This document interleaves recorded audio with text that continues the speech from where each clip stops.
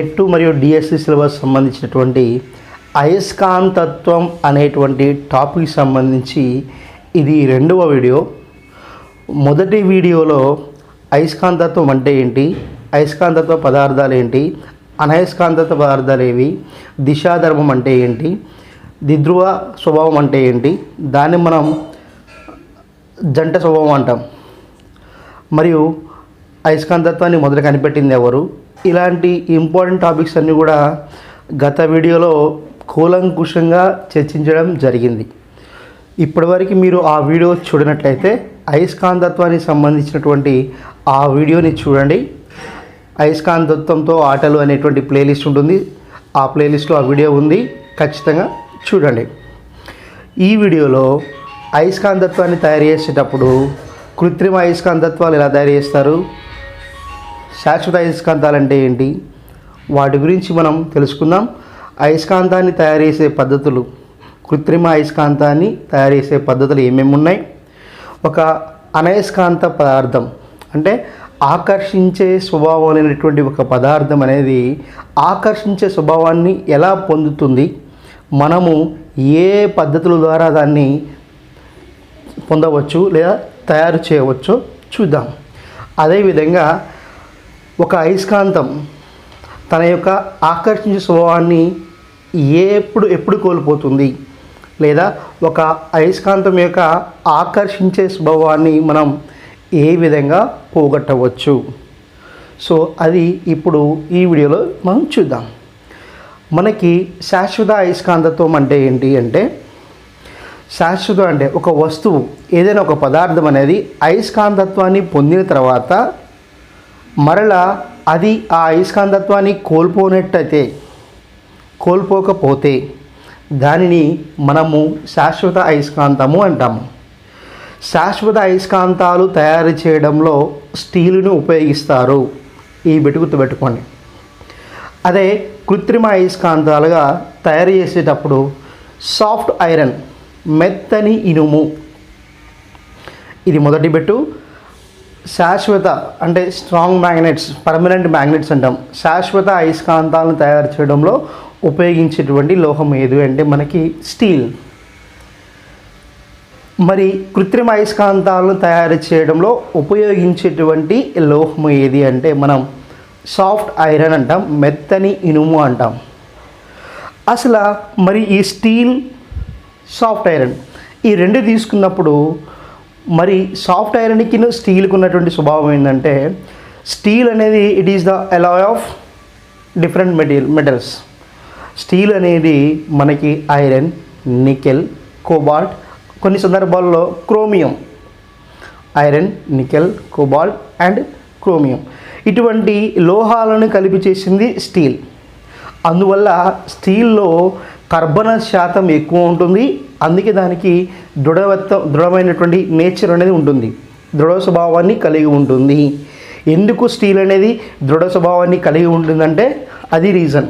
Steel అనేది అనేక లోహాల యొక్క సమ్మేళనము. సో మెత్తని ఇనుము అని ఎందుకంటామంటే, మెత్తని ఇనుములో మనకి దాని యొక్క కర్బన శాతం అనేది తక్కువగా ఉంటుంది. ఆ సాఫ్ట్ ఐరన్ అనేది మనకి తాత్కాలిక అయస్కాంతాలను తయారు చేయడంలో చాలా విరివిగా ఉపయోగిస్తారు, ఎందుకంటే అది త్వరగా అయస్కాంతీకరించబడుతుంది, అట్ ద సేమ్ టైం త్వరగా అయస్కాంత ధర్మాన్ని కోల్పోతుంది. ఇది స్టీల్కును మెత్తని ఇనుముకున్నటువంటి తేడా.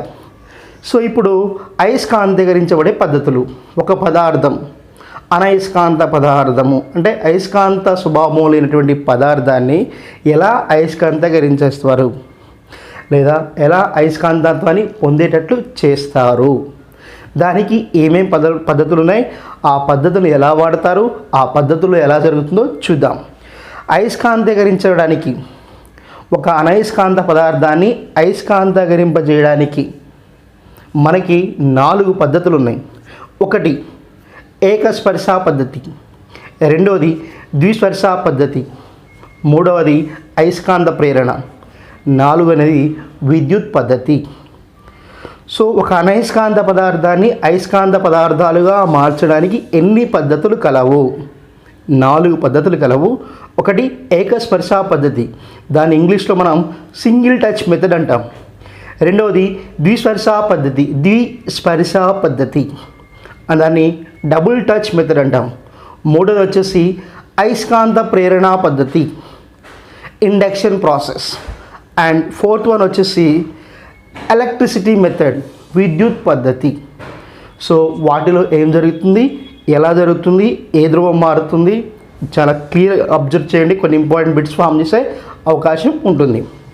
మొదటిది ఇక్కడ ఒక డయాగ్రామ్ చూడండి. This is the first method. ఏంటది?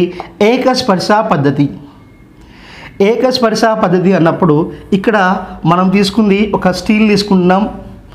చెప్పాను, శాశ్వత అయస్కాంతం కావాలి అంటే మనము స్టీల్ తీసుకోవాలి. కృత్రిమ కావాలంటే సాఫ్ట్ ఐరన్ తీసుకోవాలి. ఓకే, సరే మన ఇష్టం. ఇక్కడ ఒక అయస్కాంత పదార్థాన్ని తీసుకుంటున్నాను. అంటే అయస్కాంత స్వభావం అంటే అయస్కాంతం చేత ఆకర్షించబడే స్వభావం ఉంటుందని అయస్కాంత పదార్థం అంటాం. అయస్కాంత పదార్థమే కానీ దానికి ఎటువంటి ఆకర్షణ లేదు, దానికి ఎటువంటి అయస్కాంతత్వం స్టార్టింగ్లో లేదు. ఇప్పుడు ఏం చేస్తున్నానంటే అయస్కాంత పదార్థం తీసుకున్నాం. ఆ అయస్కాంత పదార్థంపై ఒక దండ అయస్కాంతాన్ని తీసుకున్నాం, ఒక బార్ మ్యాగ్నెట్ని తీసుకుంటున్నాం.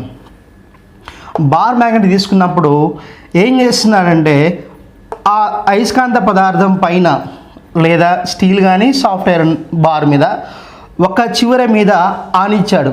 దండాయస్కాంతం యొక్క ఒక ధ్రువాన్ని ఆనిచ్చారు. ఏ ధ్రువాన్ని ఆనిచ్చిండు? నార్త్ని ఆనిచ్చారు. సో ఇలా ఉంచుతున్నాడు అన్నమాట. ఇది అయస్కాంతం అయితే దాన్ని ఇలా, ఫర్ ఎగ్జాంపుల్ ఇప్పుడు ఇది చూపిస్తున్నాను, ఇది అయస్కాంతం అనుకుంటున్నా. ఇలా ఉంచాను.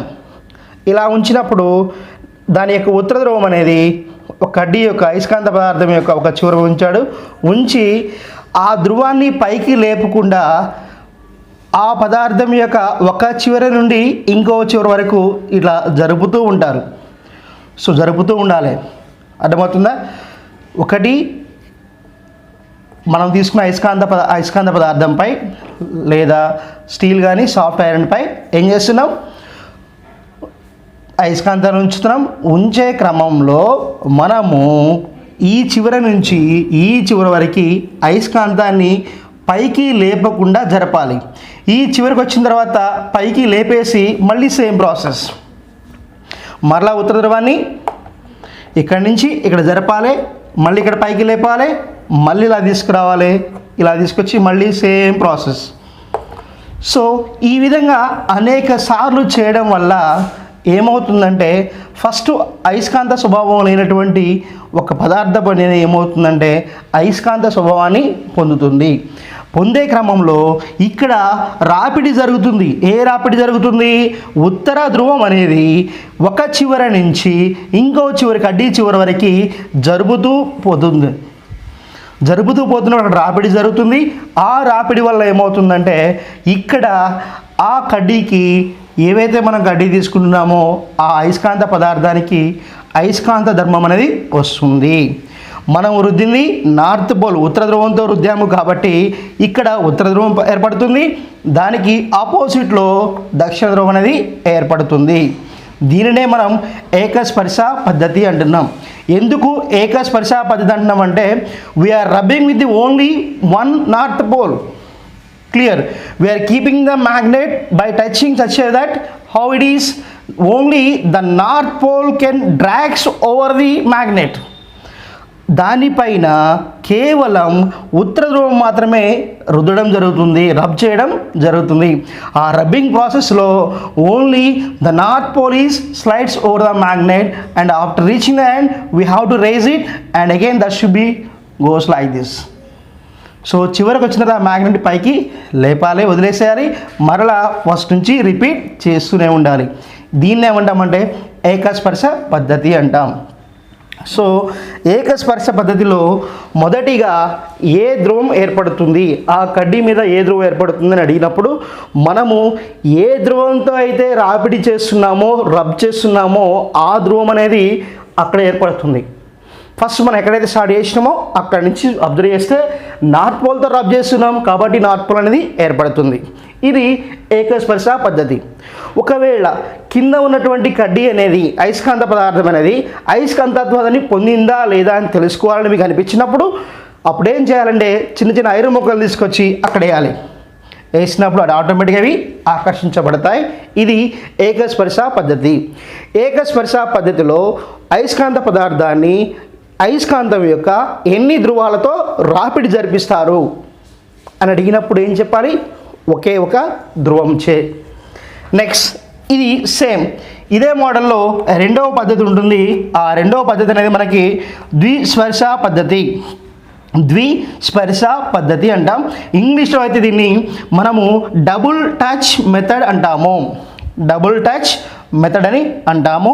ఈ డబుల్ టచ్ మెథడ్లో మనకి పైన ఏవైతే ప్రాసెస్ చేసామో అదే ప్రాసెస్ చేస్తాము. కాకపోతే అక్కడ ఒక అయస్కాంతంతో చేసాము, ఇక్కడ 2 బార్ మ్యాగ్నెట్స్ చేయాల్సి ఉంటుంది. అయస్కాంతం యొక్క ఇది మధ్య బిందువు. సారీ, మనం ఏవైతే పదార్థం తీసుకుంటున్నామో ఆ పదార్థం ఆ కడ్డీ యొక్క మధ్య బిందువు అనేది ఇక్కడ ఉంది. ఆ మధ్య బిందువు నుంచి ఇక్కడ ఎలా అంటే ఫర్ ఎగ్జాంపుల్ నా దగ్గర ఈ చాక్ పీస్ ఒకటి అయస్కాంతము, ఈ డస్టర్ ఒక అయస్కాంతము. జస్ట్ ఇమాజిన్ ఇక్కడ ఒక కడ్డీ ఉంది. ఇప్పుడు ఏం చేస్తున్నా? ఇలా రబ్ చేస్తున్నా. అంటే ఏంటి? ఇదేమో నార్త్ పోల్, ఇదేమో సౌత్ పోల్. ఇలా అయస్కాంత కడ్డీ ఏవైతే కింద కడ్డీ ఉంటుందో అది సాఫ్ట్ ఐరన్ కావచ్చు, స్టీల్ కావచ్చు. సో దాన్ని ఇట్లా ఆపోజిట్ డైరెక్షన్లో ఇలా చేస్తాం.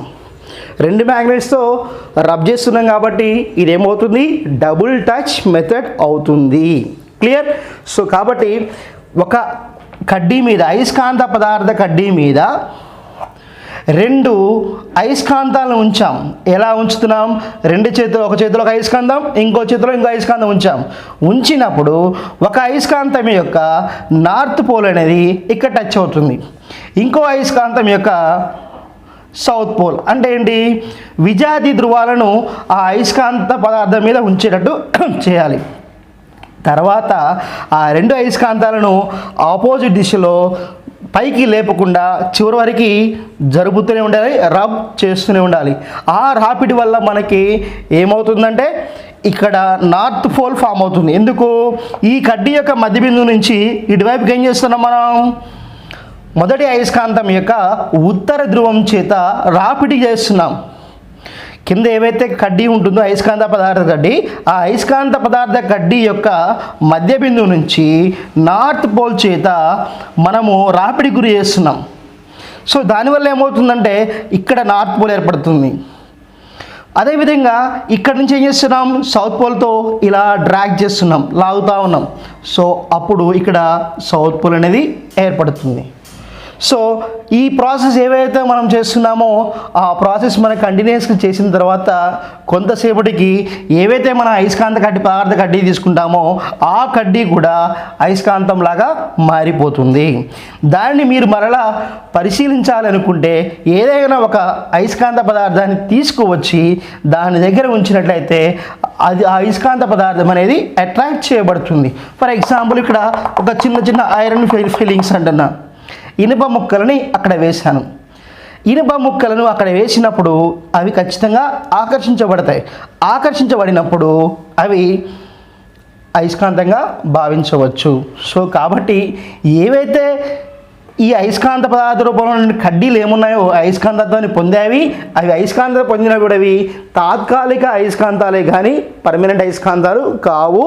ఎందుకు అంటే మనం రబ్ చేసినప్పుడు అది అయస్కాంతంగా మారుతుంది, కానీ ఆ పొందినటువంటి అయస్కాంతం అనేది కొంత సమయం వరకే ఉంటుంది.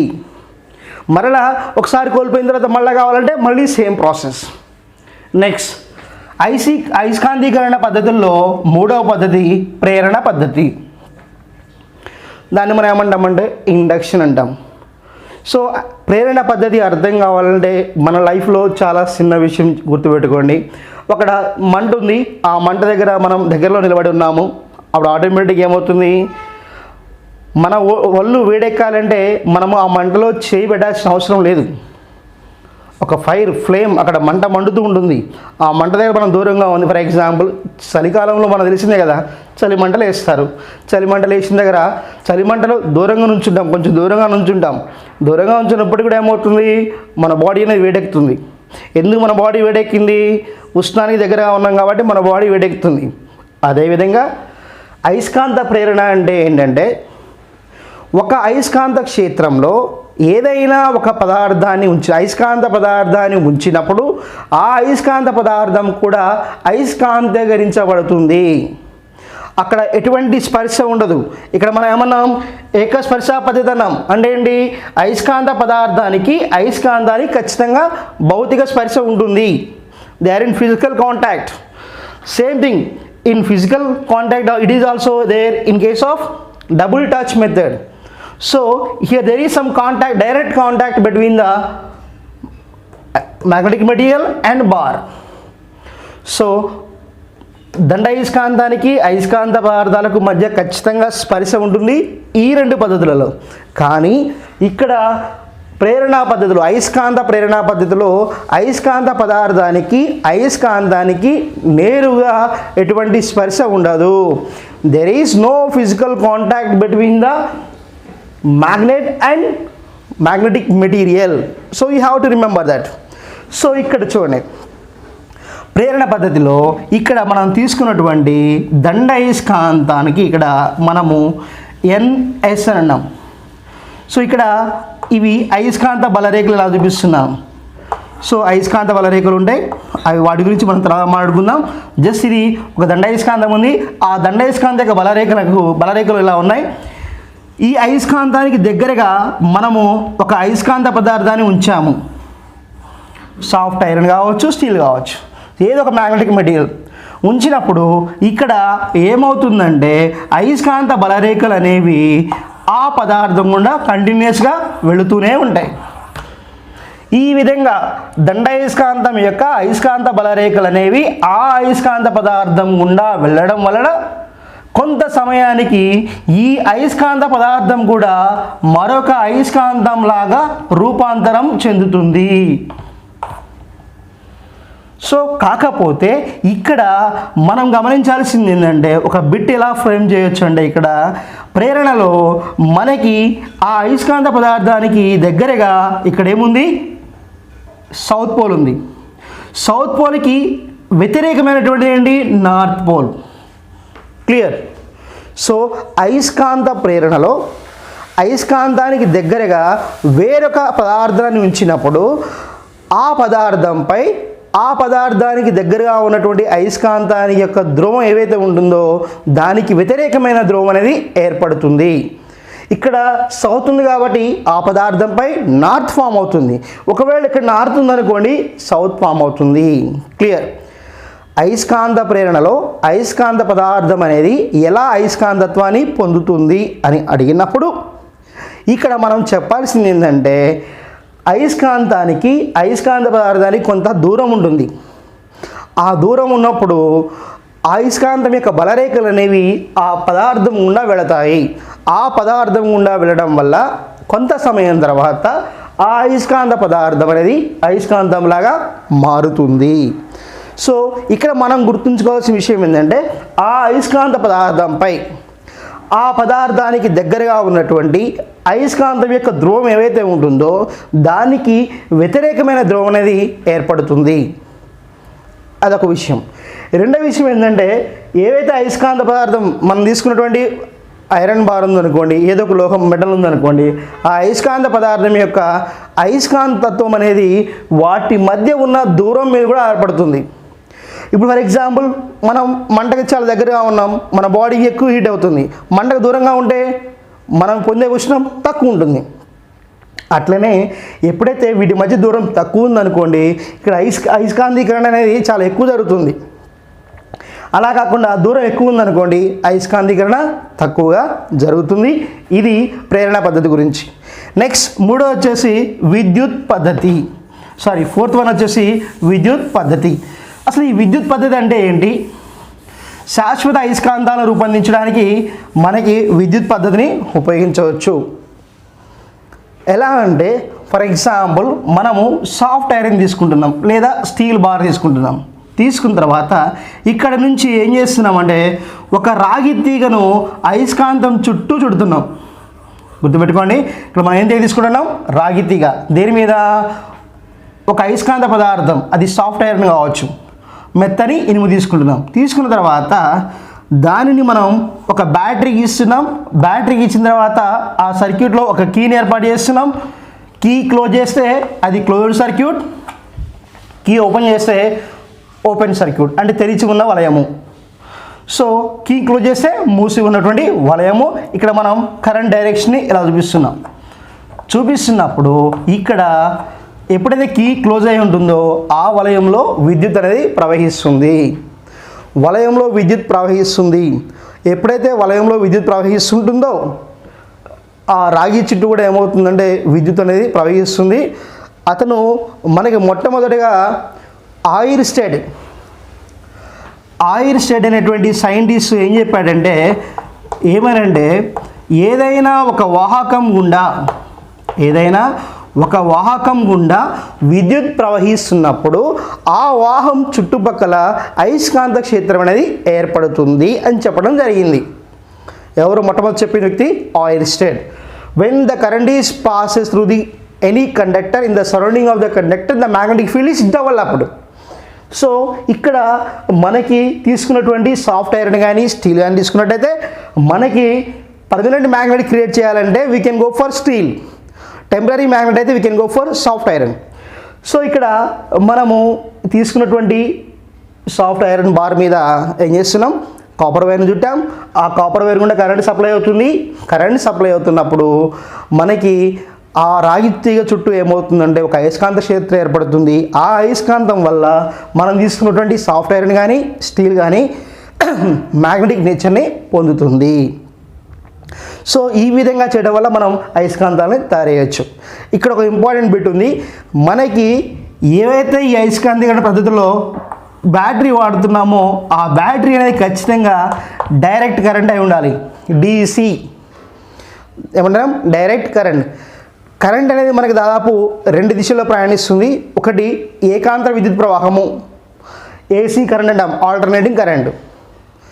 ఏకాంతర విద్యుత్ ప్రవాహం ఏసీ అంటాం, ఏకముఖ విద్యుత్ ప్రవాహాన్ని డీసీ అంటాం.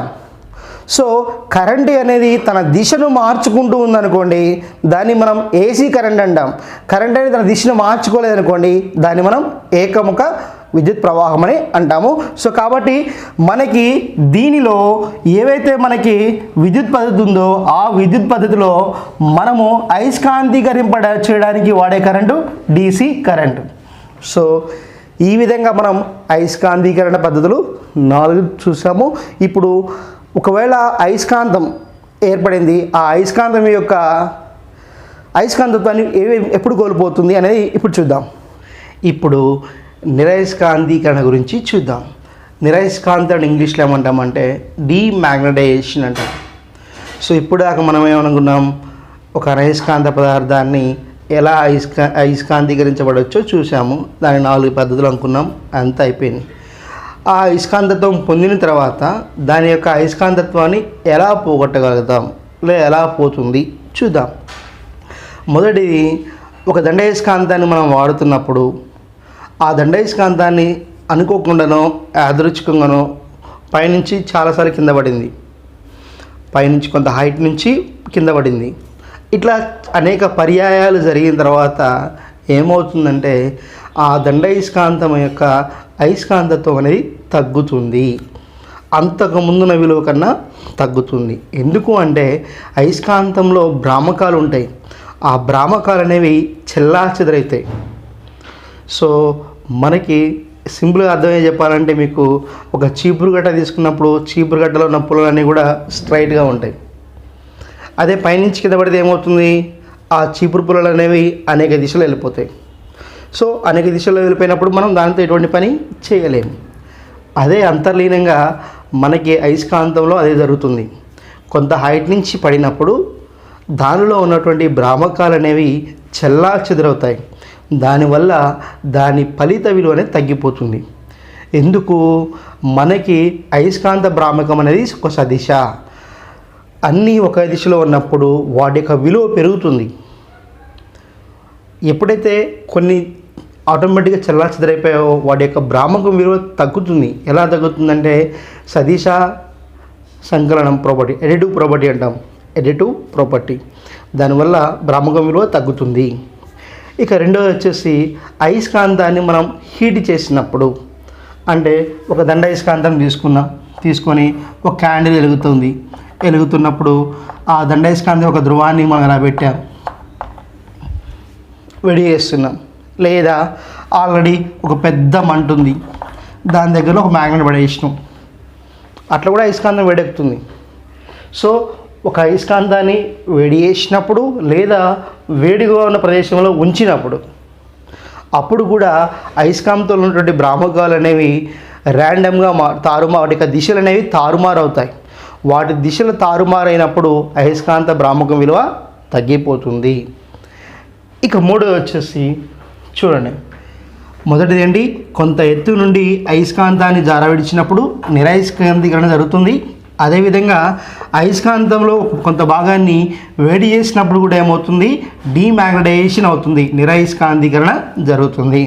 ఇక మూడోది, అయస్కాంతం గుండా ఏకాంతర విద్యుత్ ప్రవాహం అంటే ఏసీ కరెంట్.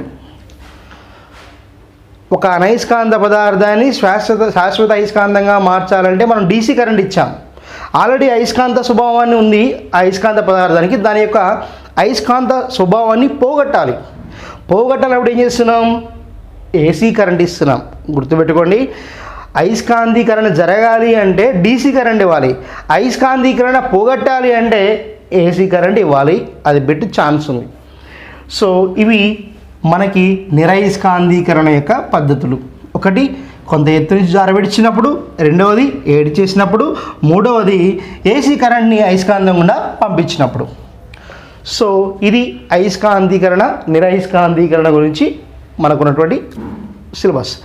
అయితే ఈ అయస్కాంతాల వల్ల కొన్ని ఉపయోగాలను నేను గత వీడియోలో కొన్ని చెప్పాను, ఇప్పుడు కొన్ని చెప్తున్నాను. చూడండి, అయస్కాంతాల ఉపయోగాలన్నా ఇక్కడ విద్యుత్ అయస్కాంత ఉపయోగాలన్నా రెండింటిని కలిపి చెప్పుకోవడం జరుగుతుంది. ఆ విషయాన్ని మీరు గమనించాలి. ఇక్కడ చూడండి, అయస్కాంతాల ఉపయోగాలు. అయస్కాంత సూచనలు ఉపయోగించి నావికా ప్రయాణం చేయవచ్చు. సో సముద్రంలో ఓడ ప్రయాణం చేయడానికి, అడవిలలో లేదా ఆర్మీ పర్సన్స్ ఉంటారు, సైనికులు ఉంటారు, వాళ్ళ యొక్క గమనాన్ని చేయాలన్నా, పర్వతారోహణ చేయాలన్నా వాటికి మనకి కంపాస్ను ఉపయోగిస్తారు, అయస్కాంత సూచిని ఉపయోగిస్తారు. మీకు ఆల్రెడీ చెప్పాను, ఈ అయస్కాంత సూచి అనేది వేలాడదీసినప్పుడు మనకి దిశాధర్మాన్ని పాటిస్తుందని చెప్పాను. దిశాధర్మాన్ని పాటించడం అంటే ఏంటంటే, అయస్కాంతాన్ని భూమి యొక్క ధ్రువం మీద ఉంచినప్పుడు అయస్కాంత సూచి యొక్క ఉత్తర ధ్రువం అనేది భూమి యొక్క ఉత్తర ధ్రువం చూపిస్తుంది, దక్షిణ ధ్రువం అనేది దక్షిణ ధ్రువాన్ని చూపిస్తుంది. కొన్ని సందర్భాల్లో బిట్ అడిగాడు, ఏమనంటే అయస్కాంతాన్ని భూమి లోపల తీసుకెళ్ళినప్పుడు అయస్కాంత సూచి యొక్క ఉత్తర ధ్రువం అనేది భూమి యొక్క ఏ ధ్రువాన్ని చూపిస్తుంది అడుగుతాడు. ఖచ్చితంగా ఆబ్వియస్లీ ఉత్తర ధ్రువాన్ని చూపిస్తుంది, దక్షిణ ధ్రువాన్ని చూపిస్తుంది. అందుకే మేము చెప్పాను, దిశా ధర్మాన్ని గుర్తుపెట్టుకోండి. Directive property, when we are suspended a bar magnet, it is coming to the rest by showing the north pole can shows the north of the earth, south pole can shows the south of the earth. ఒక అయస్కాంతాన్ని వేలాడదీసినప్పుడు అయస్కాంతం యొక్క ఉత్తర ధ్రువం అనేది భూమి యొక్క ఉత్తర ధ్రువాన్ని, మరియు అయస్కాంత దక్షిణ ధ్రువం అనేది భూమి యొక్క దక్షిణ ధ్రువాన్ని చూపిస్తుంది. దీని మీద బిట్టు 2-3 సార్లు అడిగిన సందర్భాలు ఉన్నాయి. సో తర్వాత ఇప్పుడు చూడండి, నెక్స్ట్ ఉపయోగం చూద్దాం. రాళ్ల నుండి ఇనుప ఖనిజాలను వేరు చేయడము. సో చిన్నపిల్లలు ఆడుకుంటారు, మనం కూడా ఆడుకున్నాం. ఇసుకలో ఒక మ్యాగ్నెట్ పెట్టి తిప్పుతూ ఉంటే ఏమవుతుంది, ఆ మ్యాగ్నెట్ కొంత ఐరన్ మెటీరియల్ అనేది అతుక్కొని పోతుంది. సో అలానే రాళ్ల నుంచి ఇనుప ఖనిజాలను వేరు చేయడానికి మనం అయస్కాంతాలను వాడతాం. నెక్స్ట్, విద్యుత్ అయస్కాంతాలను పెద్ద పెద్ద దూలాలను బరువులను ఎత్తడానికి ఉపయోగిస్తారు. సో మనకి ఈ మధ్య టెక్నికల్ రంగంలో ఏమవుతుంది, ఒకప్పుడంటే బరువులు ఎత్తాలంటే ఒక 15 మంది కలిసి బరువులు ఎత్తేవాళ్ళు. ఇప్పుడు అలాగా సింపుల్గా ఒక క్రేన్ ఉంటుంది, ఆ క్రేన్కి ఏమో ఒక ఎలక్ట్రోమాగ్నెటిక్ సెట్ చేస్తారు, ఆటోమేటిక్గా లిఫ్ట్ చేస్తుంది. దూరం వుడ్ ఉందనుకోండి, ఆ వుడ్కి అయస్కాంతాన్ని పెడతారు, అది లాగేసుకుంటుంది. నెక్స్ట్ మూడోది చూడండి, విద్యుత్ అయస్కాంతాన్ని ఇక్కడ వాడతారు. Tape recorder, motors, dynamos and speakers, transformers. So tape recorder మనకు ఇప్పుడు తెలియదు, కానీ ఒక టేప్ ఉంటుంది. టేప్ రికార్డర్ ఉండి దాని మిడిల్లో 2 హోల్స్ ఉంటాయి. మీకు ఐడియా ఉండాలి చాలామంది. ఇలా ఉంటుంది, ఇక్కడ చిన్న వీల్స్ ఉంటాయి, ఆ వీల్స్ మీద నుంచి రీల్ ఇలా తిరుగుతూ ఉంటుంది. ఇక్కడ మొత్తం రీల్ ఉంటుంది, సో ఇక్కడ కూడా రీలే ఉంటుంది. ఆ రీల్ అనేది ఒక వీల్ నుంచి ఇంకో వీల్కి ఇలా వెళుతూ ఉంటుంది. వెళుతున్నప్పుడు ఇక్కడ పైన చిన్న వీల్స్ ఉంటాయి. ఆ వీల్స్ దగ్గర మనకి ఆ టేప్ కూడా ఏమవుతుందంటే ఎలక్ట్రోమాగ్నెటిక్ నేచర్ని కలిగి ఉంటుంది. Next Motors, electric Motors, AC generator, DC జనరేటర్లు కూడా మనం ఎలక్ట్రోమాగ్నెట్స్ విద్యుదయస్కాంతాలు వాడుతున్నాం. డైనమో, మనకి డైనమోస్ తెలుసు కదా, సైకిల్కి ముందు ఫ్రంట్ లైట్ వస్తుంది, వెనక డైనమోస్ సెట్ చేస్తారు. అటువంటి డైనమోస్లో లేదా వేరే చోట్ల వాడే డైనమోస్లో కూడా విద్యుదయస్కాంతాలు వాడతారు. Next speakers, loud speakers. మనం ఎప్పుడైనా ఒక బాక్స్ ఓపెన్ చేసి చూస్తే లోపల ఒక ఈ ఐరన్ మనకి బ్లాక్ కలర్ గడ్డ ఉంటుంది, అది మ్యాగ్నెటిక్. సో అది కూడా స్పీకర్స్లో వాడతాం. Next transformers. సో ట్రాన్స్ఫార్మర్స్ అనేది మనకి mutual induction. So mutual induction అటువంటి అన్యోన్య ప్రేరకం, స్వయం ప్రేరకం, అన్యోన్య ప్రేరకం వస్తుంది. అన్యోన్య ప్రేరకత, స్వయం ప్రేరకత అనే వస్తుంది టాపిక్స్ వస్తే అప్పుడు చెప్తా క్లియర్గా. ఇక్కడ ట్రాన్స్ఫార్మర్స్లో అనేవి మనకి మ్యూచువల్ ఇండక్షన్ అనే కాన్సెప్ట్ పనిచేస్తుంది. ఆ మ్యూచువల్ ఇండక్షన్ అనేది కూడా దీనికి సంబంధించిందంటే ఎలక్ట్రోమాగ్నెటిక్స్కి సంబంధించినటువంటి విషయం. సో ఈ విధంగా అయస్కాంత యొక్క ఉపయోగాలను చూసాం. ఇంకో ఇంపార్టెంట్ బిట్ ఉంది ఇక్కడ చూడండి. ఏంటంటే భూ అయస్కాంత ప్రభావం అనేది భూమి నుంచి ఎంత మేరకు ఉంటుంది? మనకి తెలిసిన విషయమే కదా. మనకి రెండు సహజ అయస్కాంతాల ఎగ్జాంపుల్ చెప్తాం. ఒకటి లోడ్ స్టోన్, ఇంకోటి వచ్చేసి ఏంటి, భూమి. భూమి అనేది అతిపెద్ద సహజ అయస్కాంతము. సో మనకు తెలుసు భూమి యొక్క ఆకర్షణ ప్రభావం ఉంటుంది. ఆ ఆకర్షణ ప్రభావం మనం గురుత్వాకర్షణ బలం అంటాం. ఆ గురుత్వాకర్షణ బలం కూడా మనకి అయస్కాంతత్వంలా ఉంటుంది. సో ఓకే, మనకి భూమి అనేది ఒక అయస్కాంతత్వం.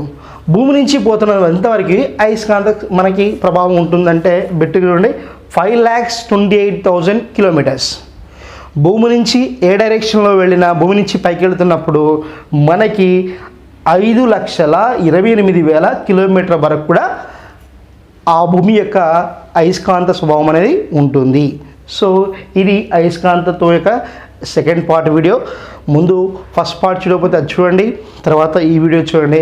నెక్స్ట్ కమింగ్ టాపిక్స్ కూడా అప్లోడ్ చేస్తుంటాను. నా వీడియోస్ మీకు నచ్చినట్టయితే లైక్ చేయండి, షేర్ చేయండి, కామెంట్ చేయండి. మన ఛానల్ని రెగ్యులర్గా ఫాలో అవుతూ సబ్స్క్రైబ్ చేయమని చెప్పండి. Thank you once and all. Bye.